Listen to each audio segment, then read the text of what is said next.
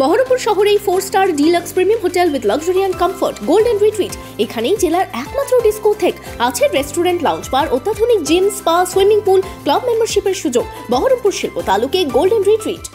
ভোটের আগে জঙ্গিপুর পৌরসভায় খোদ চেয়ারম্যানের ওয়ার্ডে রাস্তা অবরোধ করে বিক্ষোভ এলাকার বাসিন্দাদের।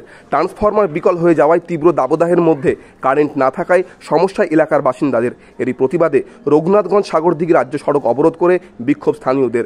জানা গিয়েছে, জঙ্গিপুর পৌরসভায় 20 নম্বর ওয়ার্ডে প্রায় 2 সপ্তাহ ধরে বিদ্যুৎ বিভ্রাট চলছে। মাঝে মধ্যেই দীর্ঘক্ষণ কারেন্ট থাকছে না। গত 4 দিন ধরেই বিকল হয়ে পড়েছে ট্রান্সফরমার। এই গরমের মধ্যে শিশু থেকে অসুস্থ রোগীদের নিয়ে সমস্যায় এলাকার বাসিন্দারা।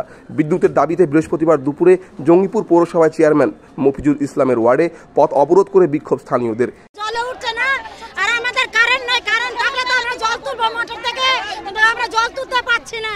আর এই বাচ্চাগুলোকে আমরা সারা রাত হাত পাঙ্খা করে ঘুমাচ্ছি, কিন্তু বাচ্চারা ঘুমাবে কি করে? কারেন্ট নাই, বিদ্যুৎ নেই। বড় বয়স্ক মানুষ আরো আছে, শুধু আমরা একার জন্য আসছি না, আরো লোক আছে। শুধু আমাদের একার জন্য ভাবতে হবে। আমাদের বিদ্যুৎ চাই, আমাদের আলাদা ট্রান্সমিটার চাই। যতক্ষণ না আমাদের ব্যবস্থা হবে, ততক্ষণ আমরা আমাদের মাঠে যতক্ষণ ব্যবস্থা হবে আমরা এখানে পারবো না। একটা জন্য দুটো ট্রান্সপোর্ট বর্ষা হয়, আমাদের উদ্দেশ্য এটাই। লাইন 14 দিন থেকে এরকম হচ্ছে, 14 দিন থেকে 16 ঘন্টা করে আপনার লাইন থাকছে না।